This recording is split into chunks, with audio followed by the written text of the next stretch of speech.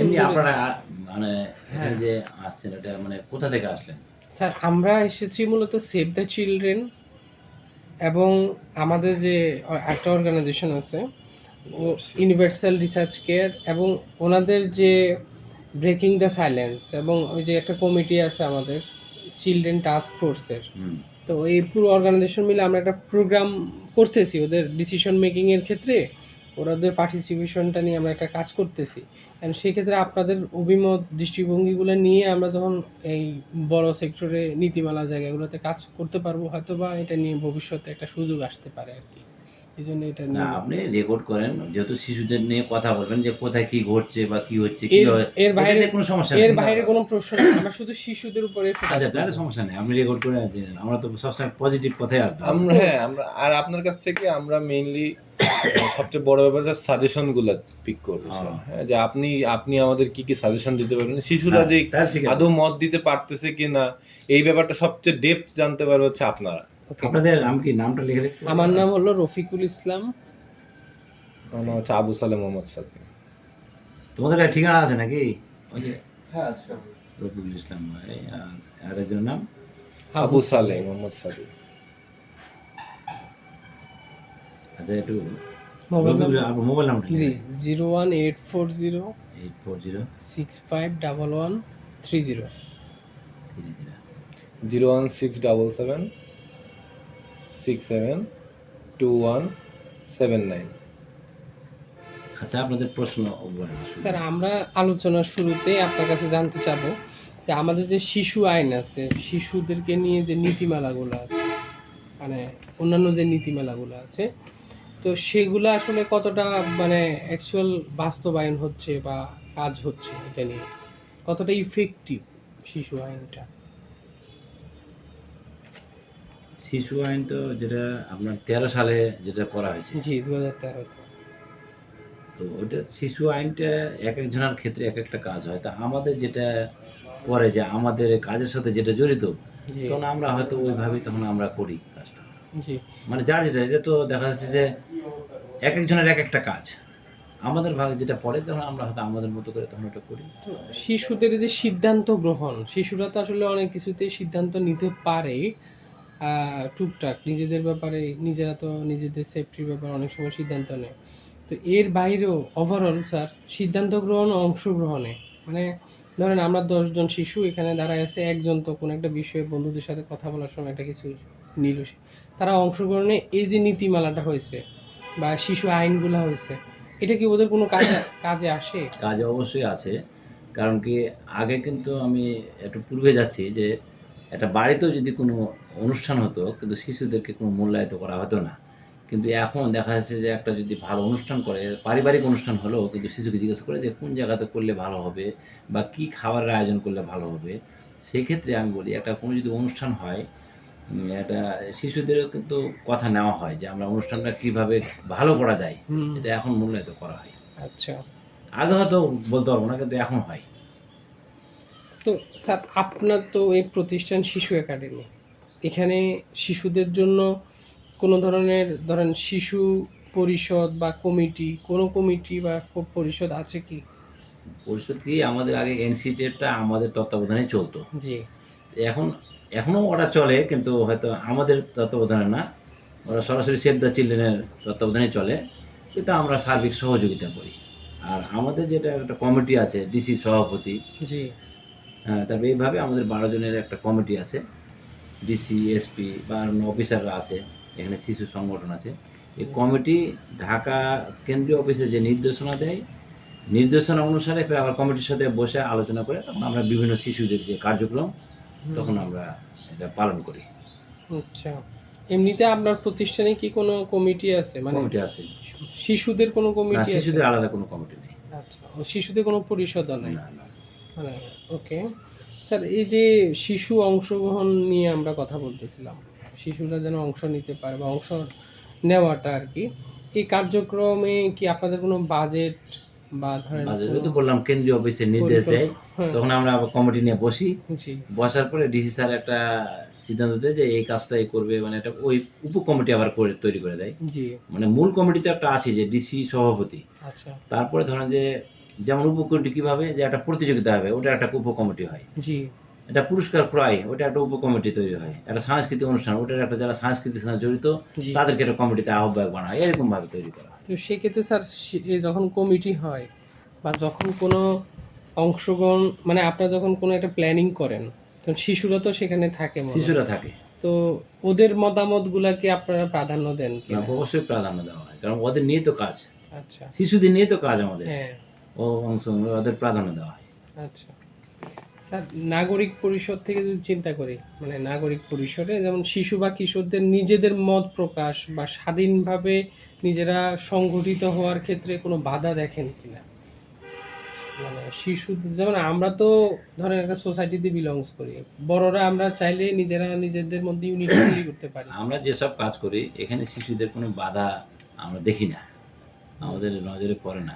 কারণ কি, ওই তো বললাম যে জি শিশুদের যখন কার্যক্রম হয়, এটা বিভিন্ন দল মত নির্বিশেষে যারা থাকে জি তারা শিশুদের প্রতি সবাই আন্তরিক থাকে, এতে কোনো কেউ দ্বিধাবোধ করে না করে না। কোনো প্রোগ্রামে।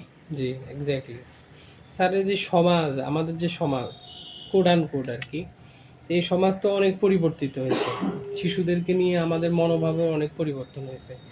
এখন স্যার যে আন্দোলন, এখনকার আন্দোলন না, মানে শিশুদের যে সংগঠিত হওয়া, শিশুরা নিজেদের ব্যাপারে সংগঠিত হওয়া বা যে কোনো একটা আন্দোলনে অংশগ্রহণ করা, এটা সেই সমাজ বা প্রশাসন কিভাবে দেখে? আসলে এটা কঠিন প্রশ্ন আমাদের এখানে। আপনি যেটা বলবেন প্রশাসন কিভাবে দেখে, আসলে প্রশাসনের কাছ থেকে নিয়ে আসলেন তো আপনি, হ্যাঁ। স্থানীয় আমরা- প্রশাসনের মধ্যে স্যার আপনারও না, আছে। আমি যখন এডিসি স্যার বলেছে আমার মনে হয় এটা উনি তো একটা উত্তর দিয়েছে। জি, আর কোনো কিছু যখন আপনি যেটা বললেন, যখন আন্দোলন করে তখন কিন্তু আর কোনো কিছু তাদের চাহিদা থাকলে তখন প্রশাসনেই যায়, জি আমাদের এখানে কিন্তু কেউ আসে না এভাবে, হ্যাঁ। না কি বলো তোমরা, প্রশাসনের কাছে ডিসির কাছেই যায় সাধারণ কোনো কিছু দাবি দেওয়া থাকলে। আপনি খেয়াল করেন আজকে যখন ওই যে বিভিন্ন জন আন্দোলন করছে, জি ওরা মূল জায়গাতেই যাচ্ছে যেখানে তাদের প্রয়োজন, যেই হোক না কেন সে। ছাত্ররাও যদি করে তাহলে ওদের চাহিদা তো মনে করি যেখানে আমাদের প্রধান হলো ডিসি, তার জি। কাছেই তো যাবে। যদি একটা ওই যে ওরা তারা একটা কি স্মারকলিপি দিচ্ছে, ওরা ডিসির মাধ্যমে তো পাঠাবে, যদি ঢাকাতেও পাঠায়।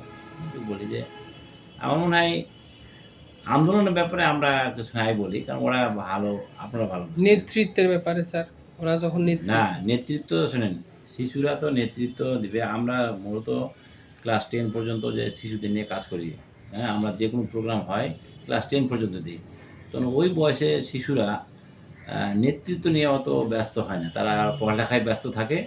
তারপরে যখন এসএসসি পাস করে তারপরে তখন ওরা নেতৃত্ব জায়গায় একটু যখন বিভিন্ন কলেজে যায় তখন তাদের দরজাটা মনে হয় খুলে, এরকম মনে হয় যে কে কোন নেতৃত্ব দিবে হ্যাঁ, সেটা। হ্যাঁ। তার আগে করলেও খুব কম থাকে আচ্ছা নাকি। কি আমি যদি আপনার সাথে একমত একমত হয়। স্যার, আমরা আপনার প্রত্যেকটা কথাকে আমরা রেসপেক্ট করছি, কারণ আপনি স্যার একটা গুরুত্বপূর্ণ পজিশনে আছেন, আপনার দৃষ্টিভঙ্গি, আপনার অবজারভেশন তো রাইট, কারণ আপনি এইভাবে দেখিয়ে এসেছেন। হ্যাঁ, স্যার এখন যদি এই পর্যায়ে আমরা জানতে চাই যে এই যে তারা যখন মতামত দেয় শিশুরা বা কোনো একটা ডিসিশনে অংশ নেয়, তো সেক্ষেত্রে স্যার গোপনীয়তা থাকে কিনা?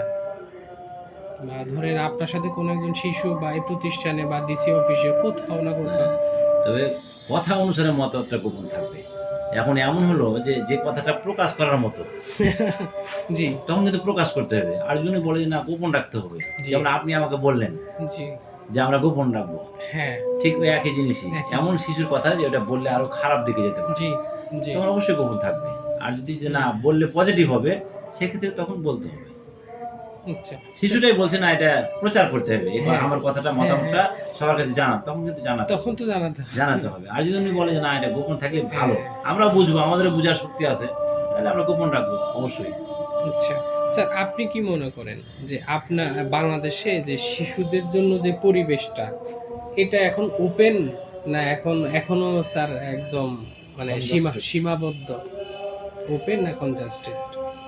শিশুদের যে মতামত প্রকাশ করা, অংশ নেওয়া বিভিন্ন কাজে।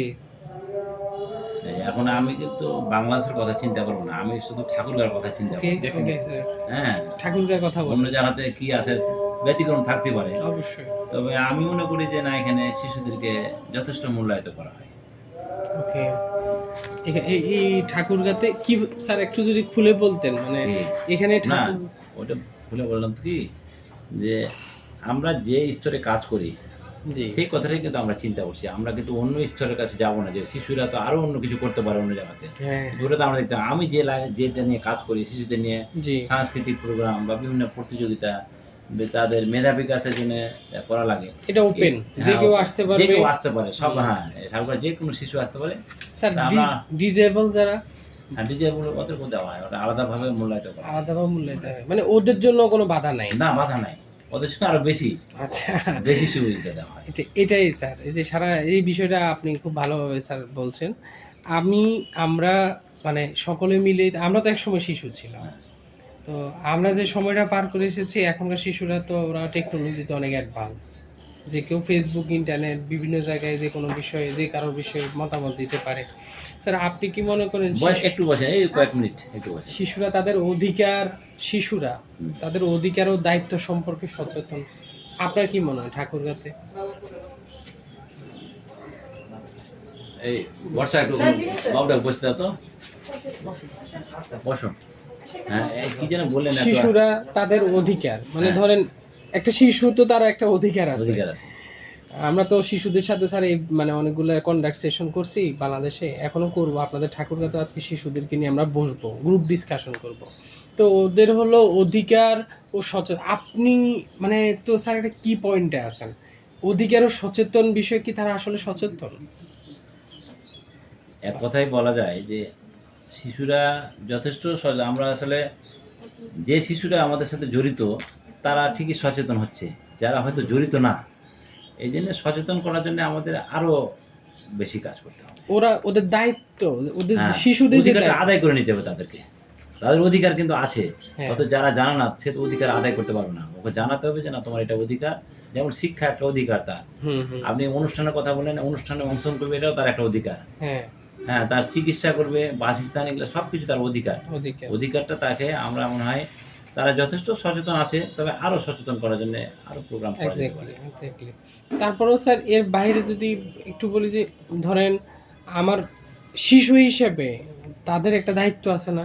তাদের অবশ্যই আছে। পড়াশোনা করা, তারপরে ঠিকমতো খাওয়া দাওয়া করা, গোসল করা, বা অন্যান্য যে দায়িত্বগুলা, এসব ব্যাপার আবার আপনাদের সাথে মতামত প্রকাশ করে, এসব ব্যাপারে কি তারা আসলে সচেতন ঠাকুরগাতে? ওভারঅল যদি স্যার আমি আরো সহজ করে দিই আপনাকে, ধরেন আমি 10 দিলাম, 10-এ আপনি কত দিবেন ওদেরকে? ওরা ওদের অধিকারের ব্যাপারে, দায়িত্বের ব্যাপারে সচেতন? দায়িত্বের ব্যাপারে সচেতন হয়তো 10-এর মধ্যে আমি 8 দিব হয়তো। 8 দিবেন, তাহলে তো স্যার অনেক যথেষ্ট সচেতন তারা। 8 দিব হয়তো, ওই যে আপনার বললেন 20% হয়তো হ্যাঁ, নাই। জি। তো তারা কি নিজেদের জীবনে প্রভাব ফেলতে পারে এমন সিদ্ধান্তে, মানে মতামত দিতে মানে আত্মবিশ্বাসী? ধরেন আপনি ক্লাস 9-10-এ একজন শিশু, সে সায়েন্স নেবে, আর্টস নেবে না কমার্স নেবে, এটা তো তার জীবনে প্রভাব ফেলবে। তো এইসব ব্যাপারে কি তারা সিদ্ধান্ত না, দিতে ওরা আত্মবিশ্বাসী কিনা? সিদ্ধান্ত অবশ্যই দিতে পারবে, তবে একটা জিনিস, যে অভিভাবক থাকবে বা শিক্ষক থাকবে তাদেরকে বুঝাতে হবে যে না, তাকে ভালো মন্দ, যে আমি আগে তো কেউ বুঝতো না যে কোন লাইনে পড়লে কি হবে। হুম, এখন যেমন কেউ যদি হয়তো একজন চিকিৎসক হয়, তাকে কিন্তু অবশ্যই ডাক্তারি লাইনে পড়তে হবে বা সায়েন্স নিয়ে পড়তে হবে, নাহলে কিন্তু সে ওখানে অংশগ্রহণই করতে পারবে না। হ্যাঁ, তো এখন ছেলেকে হয়তো অভিভাবক হতে পারে, শিক্ষক হতে পারে, নিয়ে বসবে জি, যে তোমার ভবিষ্যৎ পরিকল্পনা, তুমি যদি এইটা করো, যদি বলো ইঞ্জিনিয়ার হও, তাহলে তোমাকে কিন্তু তারপর সায়েন্সে পড়তে হবে। ডাক্তার চিকিৎসক হলেও তোমাকে সায়েন্সে পড়তে হবে। আর অনেকজনে কেউ হয়তো মনে করছে যে আমি প্রশাসন ক্যাডারে যাব, সেক্ষেত্রে আর্টস নিয়ে পড়লেও হবে তোমাকে প্রশাসন ক্যাডারে। তখন এখন বাচ্চারা কিন্তু অনেক গল্প করে আমার বাবা মার সাথে, আমার মনে হয় যথেষ্ট হুম, আন্তরিক। আন্তরিক, আমরাও বিভিন্ন প্রোগ্রামে গেলে বলি যে বাবা মাকে বন্ধু বানাতে হবে, অবশ্যই। তাহলে তোমার জীবনটা সাকসেসফুল হবে, নাহলে তুমি তো হবে না। হ্যাঁ, স্যার শিশুদের নেতৃত্ব বিকাশ বা দক্ষতা বৃদ্ধির জন্য আপনার প্রতিষ্ঠান থেকে কোনো ট্রেনিং বা কোনো ধরনের উদ্যোগ ট্রেনিং নেওয়া? হয়, আমাদের দক্ষতা নিয়ে ট্রেনিং হয়। আমরা গ্রুপ ভিত্তিক, আমরা যখন প্রোগ্রাম করি কোনো, আমাদের দিবস কিন্তু অনেক, সব দিবস যে জাতীয় দিবস যেগুলো আছে সবগুলোই পালন হয়।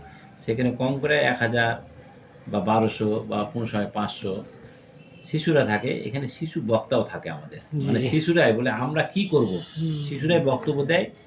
ওখান থেকে বেরিয়ে আসে যে না আমাদের কি করণীয়? কি করণীয়? ওরা কিন্তু বাইর করে। আপনি যেটা বললেন না যে সচেতন, ওই যে সচেতন তো ২-১ টা ত্রুটি তো থাকবেই। কিন্তু অবশ্যই। যথেষ্ট সচেতন বাচ্চারা। যে অনুষ্ঠান হলেই আমরা সবসময় শিশুদের কথাই বলি যে তোমরা এই যে আপনি যে অনুষ্ঠান করবেন এখানে যে সবাই পাবেন সচেতন তা না। হয়তো এরা পাবেন, এরা জড়িত এই কাজের সঙ্গে। কিন্তু ওর বাড়ির পাশে যারা আছে হয়তো জানে না, কিন্তু ওদেরকে দিয়ে ওকে সচেতন করাতে হবে।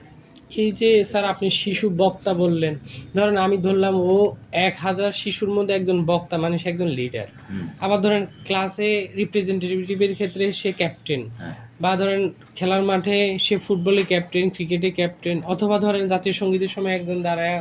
এই যে নেতৃত্ব, এই যে লিডারশিপ, শিশুদের মধ্যে এই লিডারশিপটা গ্রো করার ক্ষেত্রে আসলে স্যার প্রতিবন্ধকতা কোথায় দেখতেছেন এক্স্যাক্টলি? সব শিশুরাই তো কামব্যাক করছে না, না সবাই তো করবে না। সবাই এটা কি? সবাই তো দেখেন বাংলাদেশে আপনি যদি শিল্পীর নাম বলতে যান, হয়তো গুণে দেখবেন যে খুব বেশি হয় না। যদি খেলোয়াড় গুনতে চান, খেলোয়াড়রা দেখবেন যে অল্প সংখ্যক। কিন্তু খেলে তো হাজার, হাজার ছেলেমেয়ে। কিন্তু ভালো মেধার ওই ২-৪ জন, ১০ জন, ২০ জন এরকমই হবে। এটাই তো নিয়ম। এটাকে এই নেতৃত্ব বিকাশটা তো ছোটবেলা থেকেই এখন ধরেন যে ধরেন যে জেলা স্কুলে আমি ধরলাম যে ওখানে ১০ টা ৮ টা শ্রেণী। ৮ টা শ্রেণীতে শাখা আছে ২ টা করে ১৬ টা। ক, খ ধরেন যে ৪ টা। তা ৪ ৮ ৩২ টা। আপনার কথা হলো তাহলে ৩২ জন কিন্তু ক্যাপ্টেন আছে। জি, কিন্তু আছে ২,০০০ ছেলে। হ্যাঁ, তো ক্যাপ্টেন হলো ৩২ জন। আমার ছেলেটাও কিন্তু ক্যাপ্টেন। জি, 8 এ পড়ে, ওই তো চিনি ওরা। তাইলে ৩২ জনটা ওই নেতৃত্বটা পাচ্ছে। হুম, বাকি কিন্তু ২,০০০ কিন্তু পায়নি ওখানে। ওকে দেখে শিখছে। ও নেতৃত্বে যাবে কিন্তু এ তো আস্তে, আস্তে যাবে। কিন্তু একসাথে কিন্তু ২,০০০ যাবে না। না, তাহলে ৩২ জন নেতৃত্ব পেল ওখানে। যদি ক্যাপ্টেনশিপই বলেন আপনি। জি। তো এই যে সচেতনতা, ধরেন আমার বন্ধু ক্যাপ্টেন, তো আমিও বন্ধুর সাথে অংশগ্রহণ করলাম। আমি ওকে বলতেছি যে এটা এভাবে ওকে। আপনি তো মানে ঠাকুরগাঁতে কত বছর হলো স্যার? অনেক দিন হয়েছে। বলেন। হ্যাঁ, তো আপনি তো দেখছেনই। তো সেক্ষেত্রে শিশুরা নেতৃত্ব দেওয়ার ক্ষেত্রে অ্যাক্টিভ কিনা? এই নেতৃত্বের ক্ষেত্রে অবশ্যই অ্যাক্টিভ। আমিও শিক্ষকদের সাথে কথা বলি। ওরা তো ছাত্র পড়ে আসছে, এখন তো ইন্টারমিডিয়েটে পড়ে। তবে আমি এটুকু বলি, হেড স্যারদের বলি যে, "আপনি এক কাজ করবেন যে, যখন ক্যাপ্টেনশিপ তৈরি করবেন, প্রয়োজন বোধে ওকে, চেঞ্জ করবেন। তাহলে দেখা যাবে ৩২ জন ছিল, পরে যদি আপনি ৬ মাস পর আবার চেঞ্জ করেন, তো আর ৩২ জন হবে।" হবে। এভাবে আমি কিন্তু বলি। অথবা ৩ মাস পর করলে আরও বেশি বৃদ্ধি পেতে পারে। আবার এমনও হতে পারে যে ৩ জন করে, "আপু কি তারা আছে নাকি?" না।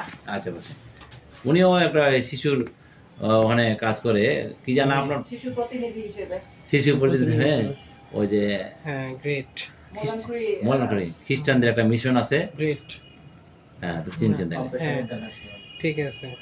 তো আমরা ধরেন স্যার যদি বলি যে আপনার প্রতিষ্ঠানে আপনি শিশুদের মতামতগুলা কিভাবে গ্রহণ করেন? মতামত আমি বলি, এখানে যেমন একটা প্রোগ্রাম যখন করি আমরা, জি, ধরেন যে এই শিশু অধিকার সপ্তাহ, তখন আমরা কি করি যে ওখানে কিন্তু ছেলে ২ জন বক্তা থাকে, মেয়ে ২ জন বক্তা থাকে।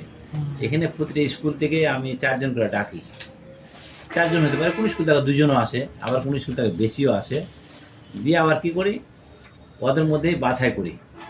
বাছাই করার পরে মানে যারা মনে হয় যে ওই অনুষ্ঠানটাতে একটা বক্তব্য দেওয়ার মতন ভালো, সবাই ভালো না। এখন ওদেরকেই বলি যে তোমরাই বলো কে বক্তব্য দিলে ভালো হবে। তখন ওরাই কিন্তু ওটা বাছাই করে দেয়, স্যার উনি ভালো হবে। মানে ওদের মধ্যে কিন্তু একটা বন্ধুত্ব হয়ে যায়। জি, আচ্ছা, তাহলে ওরা যে দিবে তাহলে তোমরা তো ওখানে তো ২ জন থাকবে। জি, ২ জন দিবে বা ৪ জন দিবে। কিন্তু তোমরা তো আছো ২০ জন। তখন ওরাও বলে যে আমরা অনুষ্ঠানে যাবো। এরপরে ওই ৪ জন, পরের ৪ জন ফের আবার দিবা। জি, এভাবে তখন আসলে বৃদ্ধি করা হয়। ওই যে লিডারশিপ যেটা বললেন আপনি, হ্যাঁ, এটাই। বৃদ্ধি করা। এ তো 6 থেকে আসে। এখন তো এই যে ৫০০-১,০০০ মানুষের মধ্যেও তো কথা বলে। হ্যাঁ, তো ওই তো একটা লিডার তৈরি হয়েছে। হ্যাঁ, লিডার তো রয়েছে।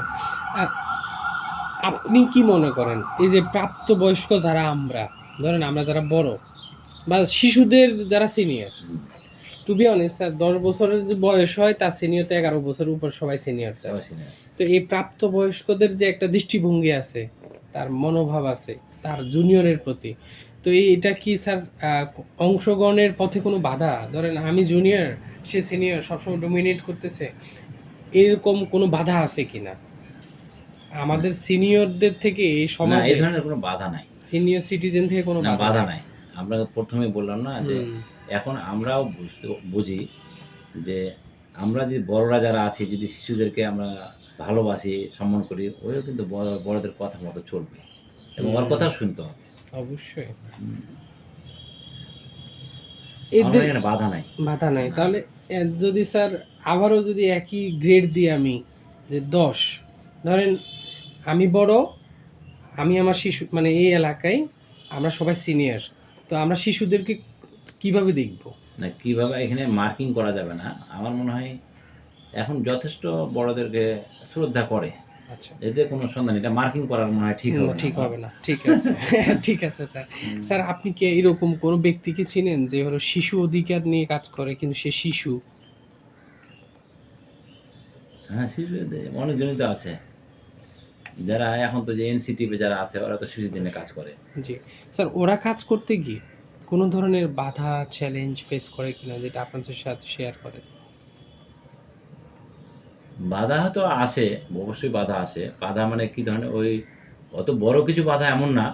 যে বাধাটা আসে যে হয়তো একটা প্রোগ্রাম করবে তারা হয়তো অ্যা আমার মনে হয় ওই ১ম দিকে যখন ওরা চিনে না কেউ যে একটা শিশু গেছে একটা অনুষ্ঠান করার জন্যে, তখন ওখানে বড়রা যদি একটু থাকে তাহলে ওরা খুব সহজেই ওটাকে এটা কনফিডেন্স পায়। হ্যাঁ, আর যখন মানে ওরা যখন যায় তখন হয়তো একটু ঠিক আছে দেখছি বা বুঝছি। কিন্তু আমরা যখন সাথে যাই হুম, বা একটু হয়তো বলে দিই তখন ওটা সহজ হয়। যে না ওদের সাথে বড়রাও আছে। এক্সাক্টলি। নাকি এটাই তো নাকি ওরা তো উপস্থিত আছে নাকি অন্য কিছু বলো তোমরা? তো তাদের প্রতি পরিবার, সমাজ বা ধরেন আপনার প্রতিষ্ঠান, আপনার বা অনেক প্রতিষ্ঠানই তো শিশু অধিকার নিয়ে কাজ করে। তো পরিবারগুলা তাদের প্রতি দৃষ্টিভঙ্গি কেমন? তাদের প্রতিক্রিয়া কেমন? না, প্রতিক্রিয়া অবশ্যই ভালো। কারণ এখনকার যে সময়টা আছে তারা যে কাজগুলা করে শিশুরা, জি। এরা না যেকোনো শিশুরা যে অধিকার নিয়ে যে কাজ করে, আমি মনে করি যে বিভিন্ন জায়গাতে যে পরীক্ষায় হয়তো ফেল করলো, দেখা যায় আত্মহত্যা করছে হুম, বা বিষ খেয়ে মারা যাচ্ছে মানে বিভিন্নভাবে হচ্ছে। মানে যারা এসব কাজ করে তারা কিন্তু এইসব কাজ করবে না। তারা যথেষ্ট সচেতন। নিজের সম্পর্কে আগে ১ম এ বলছে নিজেকে জানো। আমার জি। মনে হয় তারা নিজেকে জানে যে আমাদের তৈরি হতে হবে। ওরা কিন্তু যথেষ্ট সচেতন। আমার মনে হয় যারা কাজের সঙ্গে যারা জড়িত শিশুরা ওরাও চেষ্টা করে হয়তো বিভিন্ন জনকে বোঝানোর জন্যে। ১০০ জনকে বুঝাইলে ১০০ জনই বুঝবে এমন না। দেখা যায় ৯০ জন হয়তো বুঝে, ১০ জন হয়তো বুঝে না। এরকম হয়। ওদের জন্য কি স্যার এই ধরনের যারা মানবাধিকার রক্ষাকারী, শিশুদের মানবাধিকার রক্ষাকারী, তাদের জন্য কোনো সহায়তা বা সুরক্ষা সেবা আছে কিনা? সুরক্ষা সেবা সহায়তা, সুরক্ষা সেবা? এখানে সুরক্ষা তো যথেষ্ট দেওয়া হয়। জি। এখন ওই যে সেবা বলতে কি যে আপনি আর্থিক সহায়তা বলছেন না অন্য কিছু? সহায়তা স্যার তো আসলে এনি কাইন্ড অফ হেল্প। আপনি তাকে অন্য প্রতিষ্ঠানের সাথে কানেক্ট করে দেওয়া একটা সহায়তা, হেল্প করা। না, অবশ্যই এটা আছে। যেমন আমরা হয়তো বলি যে ধরুন যে একটা শিশুর চিকিৎসার প্রয়োজন জি, ধরে নিলাম আমরা। তখন দেখা যাচ্ছে আমাদের কাছে যতটুকু আছে আমরা করলাম। এখন আরো বেশি প্রয়োজন। তখন দেখা যাচ্ছে হয়তো সমাজসেবাতে হয়তো দেখা যায় একটা চিকিৎসা শিশুর জন্য দেখা যায় ৳৫০,০০০ দেয়। ডিসি অফিসে দেখা যাচ্ছে হয়তো ৳২০,০০০ দেয়। তখন হয়তো আমরা বিভিন্নভাবে নিয়ে যেয়ে ওখানে হয়তো সহায়তা করি যে না শিশুটার জন্য প্রয়োজন, প্রয়োজন। চিকিৎসা করা প্রয়োজন। তখন আমরা সহায়তা করি। রাইট। আমরা সরাসরি নিয়ে যাই বা ফোন করে দেই যে একটু গেল একজন, একটু দেখেন, একটু সহযোগিতা করা যায়। বিভিন্নভাবে সহায়তা করি। ঠিক আছে স্যার, আমরা একদম আলোচনার শেষ পর্যায়ে। আপনার অনেক মূল্যবান সময় নিয়েছি। স্যার একটু আমাদেরকে ৩ টা পরামর্শ দিবেন। সেটা হলো এই যে শিশু অংশগ্রহণ বাড়াতে। সব শিশুরা তো এখনো সব কাজে মানে ভালো, ভালো জায়গায় এখনো অংশগ্রহণ করতে পারছে না। অনেক বাধা পরিবার, সমাজ বা বিভিন্ন কাজে। তো ওদের এই অংশগ্রহণ বাড়াতে সবচেয়ে গুরুত্বপূর্ণ ৩ টা পদক্ষেপ নেওয়া দরকার। আপনি কোনটা, কোনটা বলবেন? ওদের অংশগ্রহণ বাড়াতে ৩ টা পদক্ষেপ নেওয়া যেতে পারে। আপনার শহর থেকে শুরু করে মফস্বল পর্যন্ত, একদম স্যার। হ্যাঁ? এ অভিভাবকদের একটা সমাবেশ মানে সচেতন করার জন্যে। এটা একটা অভিভাবক সমাবেশ। অভিভাবক সমাবেশ। জি, অভিভাবক সমাবেশ তারপরে হলো ওই শিশু অভিভাবক একসাথেও হতে পারে। যে তাদেরকে সচেতন করলেই তো এটা সবাই সঠিক পথে যাবে। ১ এটা গেল একটা। আপনার ৩ টা পয়েন্ট যদি আপনি বলেন। একটা অভিভাবক সমাবেশ, অভিভাবকদের সচেতনতা করা। সমাবেশ সচেতনতা করলে তখন ওখানে তো বিভিন্ন আলোচনা হবে। আলোচনা হবে। অভিভাবক ও শিশু সমাবেশ। আচ্ছা, একটাই না, অভিভাবক ও জি। শিশু সমাবেশ। একটা মানে আর কি পদক্ষেপ নেওয়া যেতে পারে ওদের অংশগ্রহণের জন্য? ওদেরকে ধরেন একদম প্রপারে গাইডলাইন করার জন্য আর কি করা যেতে পারে? যারা দরিদ্র জি, তাদেরকে হয়তো আর্থিকভাবে সহায়তা করা যেতে পারে। জি। ওই সচেতনের মধ্যেই ওটা হয়তো যে সচেতন করবে তখন ওইভাবে একটু তাহলে তাদের অংশগ্রহণ বাড়বে। যারা অংশগ্রহণ বাড়বে। পিছিয়ে পড়া জনগোষ্ঠীকে সামনের সারিতে নিয়ে আসার জন্য আপনি যদি আপনি ডাকেন তো বলবেন, আর্থিক। আমরা কাজে গেলে হয়তো 500 টাকা পাবো, হ্যাঁ, হ্যাঁ। কিন্তু আপনি যখন আর্থিকভাবে সহায়তা দিচ্ছেন তখন কিন্তু হ্যাঁ। সে ঠিকই আসবে। সে ঠিকই আসবে। 2 স্যার 2 টা পয়েন্ট খুব গুরুত্বপূর্ণ বলছেন। আরেকটা স্যার আপনার রিকমেন্ডেশন জানবো।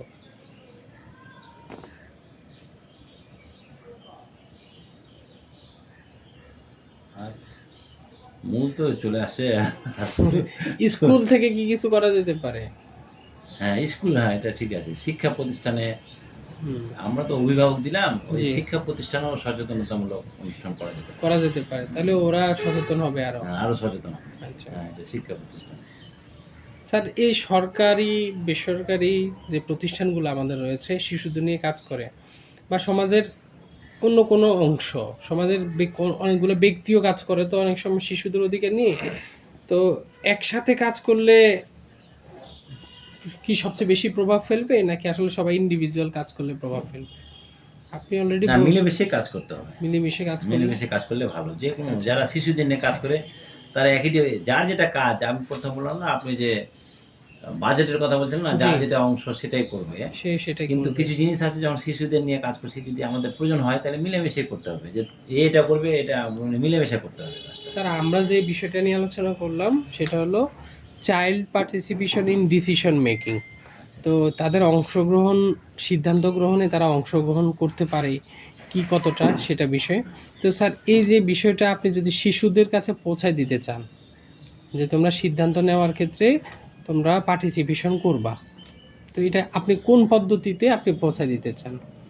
একটা মেথড, যে পদ্ধতি, এই পদ্ধতি অনুসরণ করলে আমি অনেক শিশুর কাছে পৌঁছে দিতে পারবো। আপনি তো ওই যে প্রথমে ওই যে পয়েন্টগুলো বললেন, এই যে ও ধরেন যে সমাবেশ। সচেতন করবে, ওখানে তো বলবেন যে অভিভাবকদের যে না, শিশুদেরকে মতামতের হুম, প্রাধান্য দিতে হবে। তো তোমার চলে আসলো ওখানে, ঠিক ওখানে আছে, তো চলে আসছে, ঠিক আছে। সবগুলাই চলে আসবে আমার মনে হয়। Thank you very much sir আপনার এই মূল্যবান সময় পরামর্শের জন্য।